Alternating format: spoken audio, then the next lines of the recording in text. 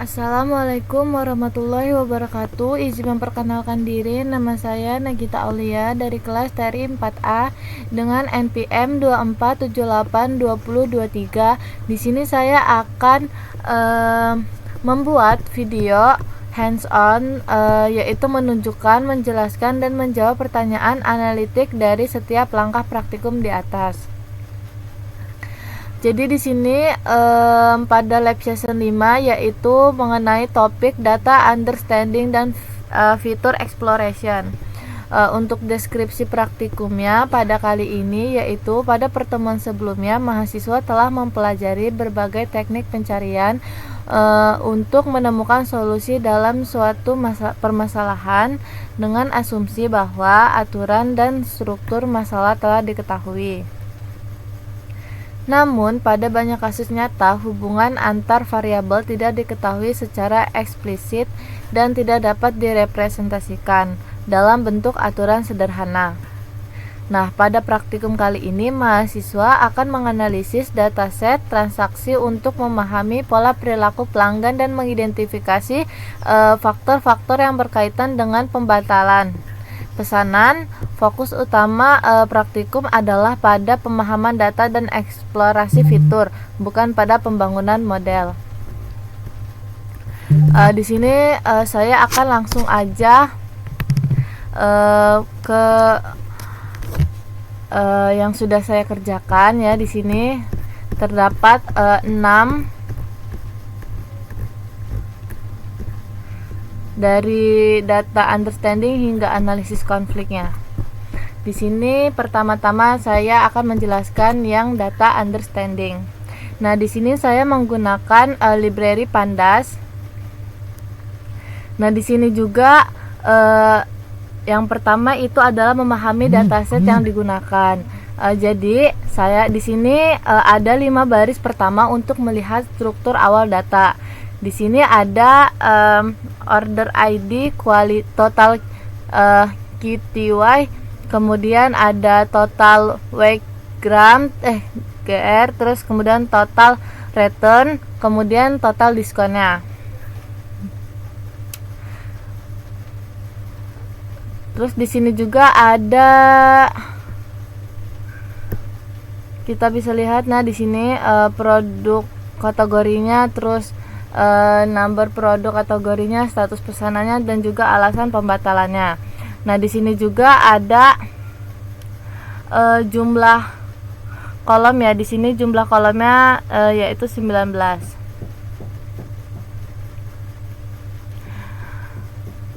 Nah, jadi di sini kita bisa mengetahui jenis informasi yang tersedia. Ya, seperti yang output yang ditunjukkan pada output ini. Nah, jadi di sini tuh untuk identifikasi jenis variabelnya, yang pertama itu variabel target. Nah, variabel targetnya itu adalah is canceled gitu. Variabel ini menunjukkan apakah suatu pesanan dibatalkan atau tidak. Nah, kemudian yang kedua ada fitur numerik. Nah, fitur numerik adalah fitur yang berupa angka dan dapat dihitung secara sistematis. Fitur numerik utama dari dataset yaitu total QTY, total WEC, kemudian total diskon, ongkos kirim dibayar oleh pembeli, kemudian estimasi potongan biaya pengiriman, total pembayaran, perkiraan ongkos kirim. Nah, sedangkan fitur numerik juga hasil processing is canceled, is COD, hour, is express. Kemudian yang kedua ada fitur kategorikal. Fitur kategorikal adalah fitur yang berisi label atau kategori, yaitu seperti status pesanan, metode pembayaran, opsi pengiriman, produk kategori, kota atau kabupaten, provinsi, dan juga source file. Oke, kita lanjut ya yang kedua.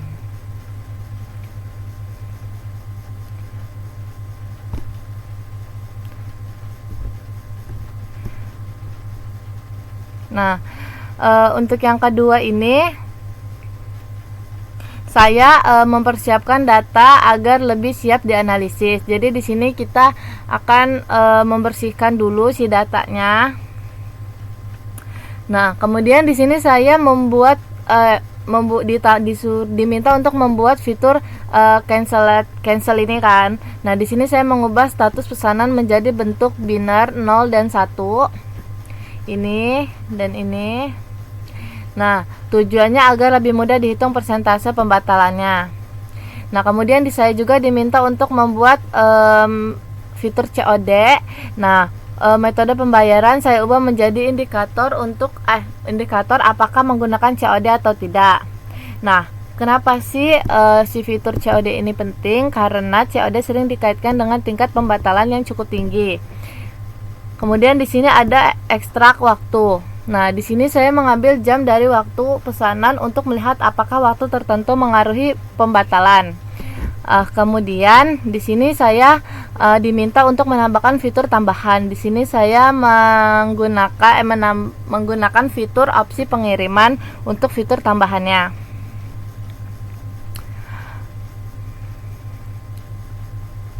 Nah, fitur tambahan sendiri ini dibuat untuk membantu menemukan pola yang tidak terlihat secara langsung dari data mentahnya gitu. Nah, proses processing sendiri ini membantu mengubah data mentah menjadi lebih mudah untuk dianalisis. Mana sih? Ini, ya ini. Nah, di sini juga saya akan menjelaskan fitur is cancel. Nah, ini dibuat untuk mengubah status pesanan menjadi numerik. Fitur is COD digunakan untuk mengidentifikasi metode pembayaran COD. Kemudian fitur hard diambil dari waktu pesanan untuk mengetahui pola waktu terhadap pembatalan seperti yang sudah saya jelaskan tadi. Kemudian fitur tambahan opsi pengiriman yaitu is express dibuat untuk mengidentifikasi apakah pesanan menggunakan pengiriman cepat yang berpotensi mempengaruhi pembatalan. Nah, terus di sini juga pada data processing ini yaitu kita diminta untuk menyimpan hasil pre-processing disimpan maksudnya di sini kita diminta untuk menyimpan data bersihnya dengan nama data processed npm. Nah, kemudian kita lanjut aja yang ketiga. Di sini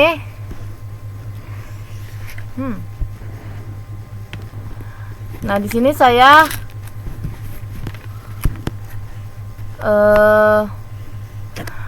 memilih beberapa fitur yang diduga mempengaruhi pembatalan pesanan.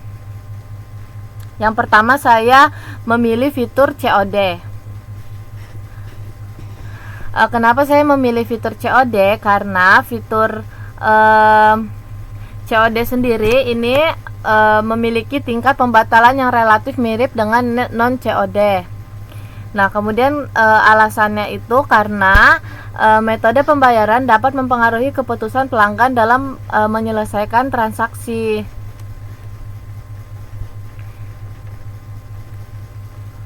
Jadi kan kalau di aplikasi Shopee nih, kalau untuk fitur COD sendiri itu dia biaya layanannya cukup besar daripada yang via non COD atau via transfer atau bank gitu.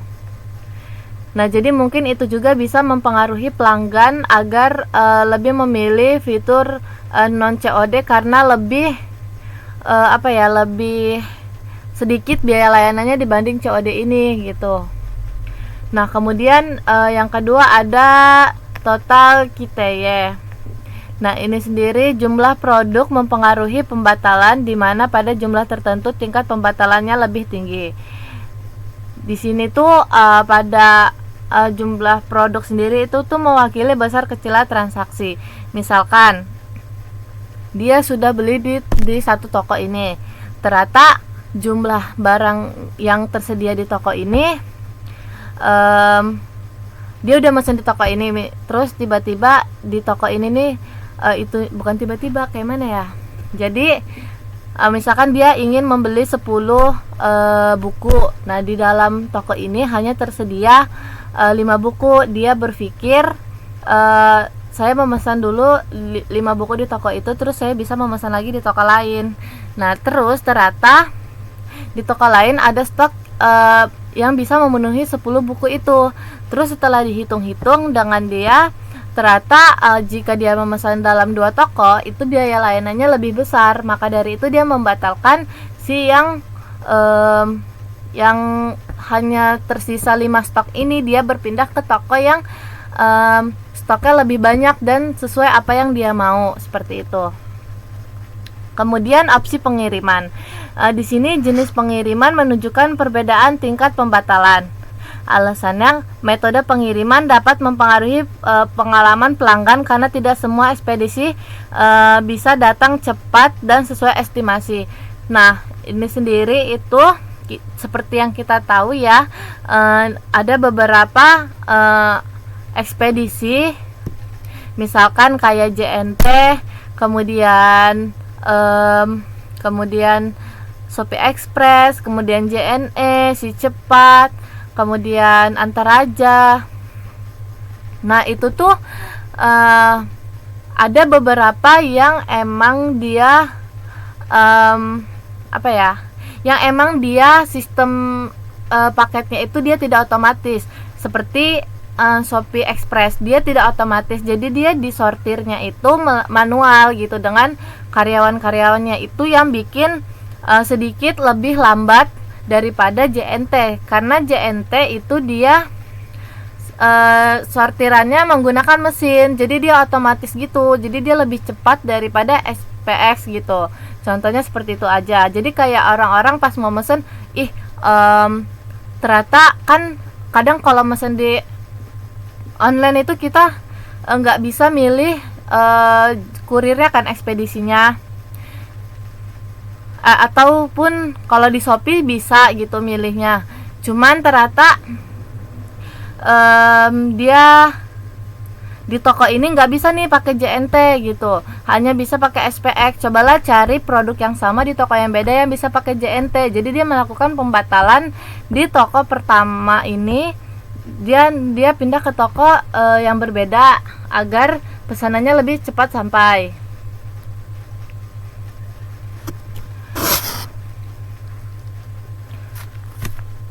Kemudian di sini kita bisa lihat, di sini ada outputnya ya. Di sini ada COD dan versus cancel. Di sini juga ada total produk vs cancel. Di sini juga ada opsi pengiriman vs versus cancel.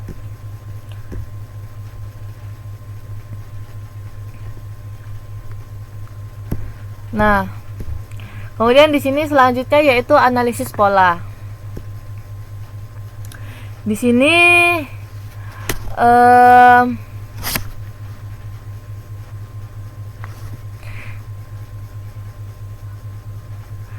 yang pertama ada COD dan non COD. Di sini saya menghitung persentase pembatalan antara COD dan non COD. Karena jika persentase COD lebih tinggi berarti metode pembayaran sangat berpengaruh terhadap pembatalan ya. Di sini coba kita lihat. Nah, ini. Di sini kita bisa lihat sebenarnya ini dia mungkin relatif sama ya. Di sini yang ini yang COD dan ini yang non COD. Sebenarnya di sini relatif sama, persentase pembatalannya relatif sama. Tapi tetap lebih besar yang si COD ini. Nah, hal ini menunjukkan bahwa metode pembayaran tidak terlalu berpengaruh signifikan terhadap pembatalan. Metode pembayaran maksudnya. Kemudian di sini ongkos kirim dan versus cancel. Persentase cancel berdasarkan ongkos kirim.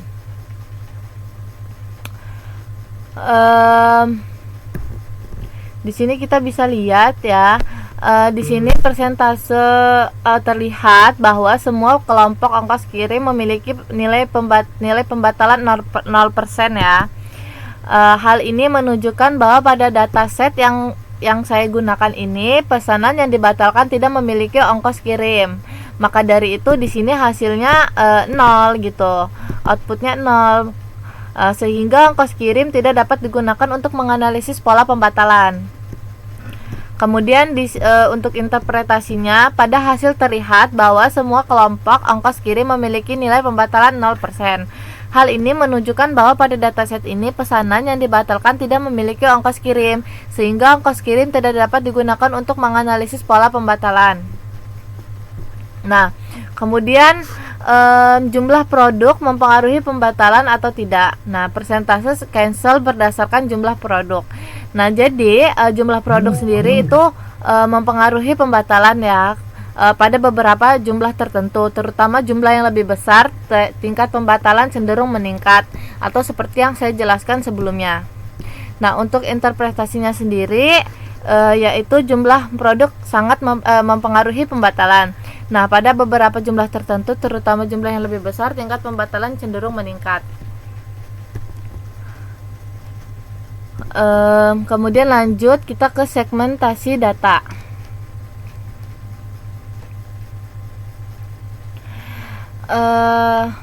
Di sini saya membagi data menjadi beberapa kelompok untuk melihat perbedaan perilaku.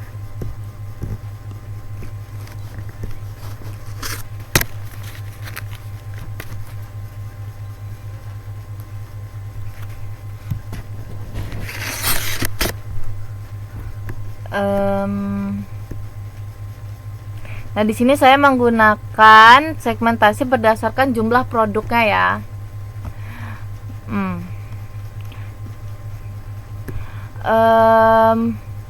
Yaitu pembeli sedikit dan pembeli yang banyak. Nah, di sini kita bisa lihat tingkat pembelian sedikit itu di bawah kurang dari 3 produk, dan pembelian banyak itu lebih dari 3 produk. Nah, tingkat pembatalan dihitung untuk masing-masing kelompok menggunakan rata-rata nilai dari variabel is cancel. Berdasarkan hasil analisis, kelompok dengan jumlah produk lebih banyak ini, ini kita bisa lihat memiliki tingkat pembatalan yang lebih tinggi daripada yang kelompok yang sedikit ini.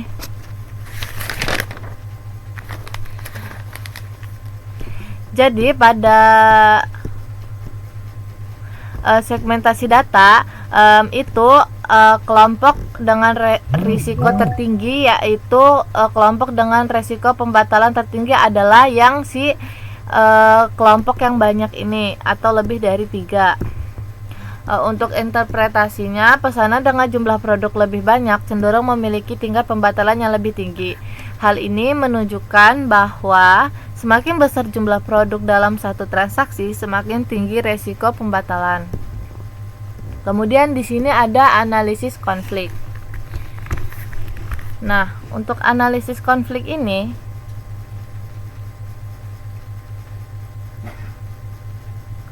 di sini saya mencari data yang sesuai pola dan bertentangan. Yang ini sesuai pola dan ini yang bertentangan. Ini dan ini hasil outputnya.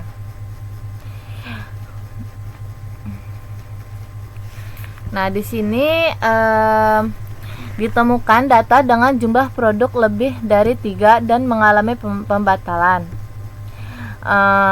Hal ini sesuai dengan pola umum yang menunjukkan bahwa semakin banyak jumlah produk, semakin tinggi kemungkinan pembatalan.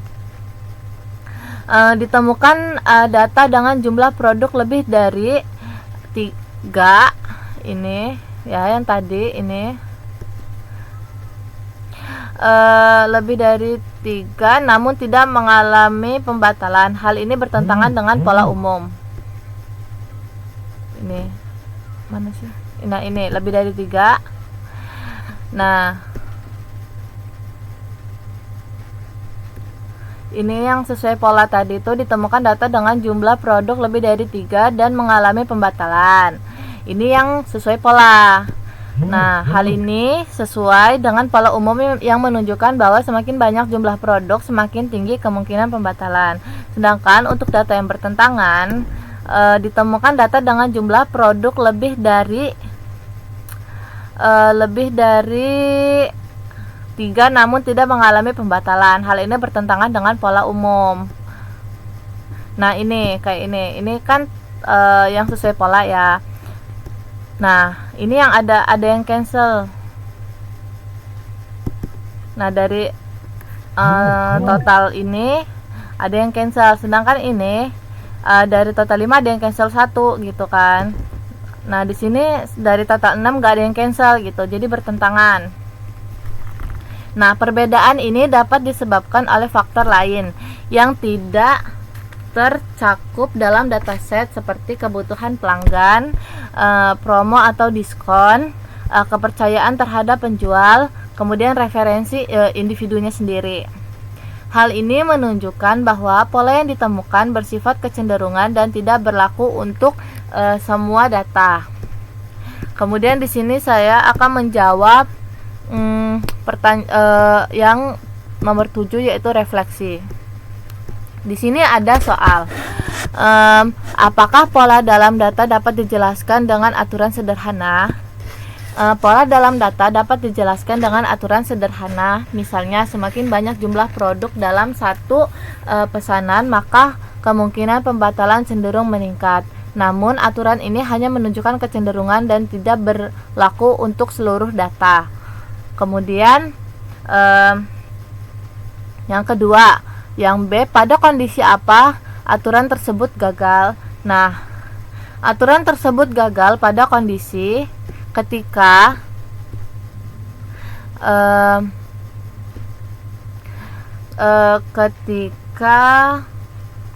terdapat pesanan dengan jumlah produk yang banyak tetapi tidak dibatalkan. Hal ini menunjukkan bahwa tidak semua data mengikuti pola yang sama karena adanya faktor lain yang mempengaruhi keputusan pelanggan. Kemudian yang ketiga, yang C, apa kesulitan dalam membuat sistem otomatis berbasis aturan dari data ini? Nah, kesulitan utamanya yaitu adanya ketidakkonsistenan dalam data. Beberapa faktor penting seperti preferensi pelanggan, promo, atau kondisi tertentu tidak tersedia dalam dataset. Selain itu, adanya data yang bertentangan dengan pola menyebabkan aturan sederhana tidak cukup akurat untuk digunakan sebagai sistem otomatis. Kemudian yang kedelapan, di sini ada, jika variabel target dihilangkan, bagaimana Anda akan mengelompokkan data tersebut? Nah, jika variabel target dihilangkan, variabel target atau is cancel dihilangkan, maka pengelompokan data dapat dilakukan menggunakan pendekatan unsupervised learning, yaitu dengan mengelompokkan data berdasarkan kemiripan antar fitur.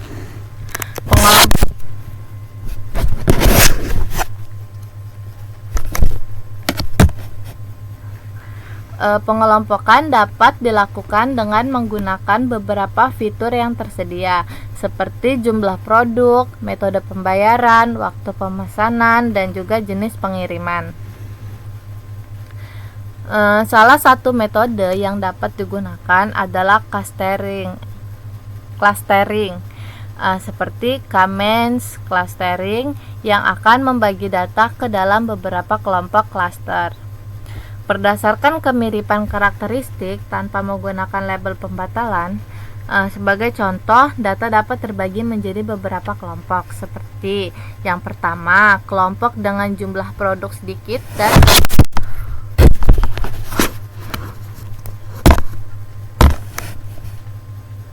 kelompok dengan jumlah produk sedikit dan non-COD. Yang kedua, kelompok dengan jumlah produk banyak dan COD. Yang ketiga, kelompok dengan pengiriman cepat. Tujuan dari pengelompokan ini adalah untuk menemukan pola tersembunyi dalam data, memahami karakteristik pelanggan, serta membantu pengambilan keputusan tanpa bergantung pada variabel target. Mungkin cukup sekian video penjelasan pada live session 5 kali ini. Mungkin bisa saya ucapkan terima kasih. Wassalamualaikum warahmatullahi wabarakatuh.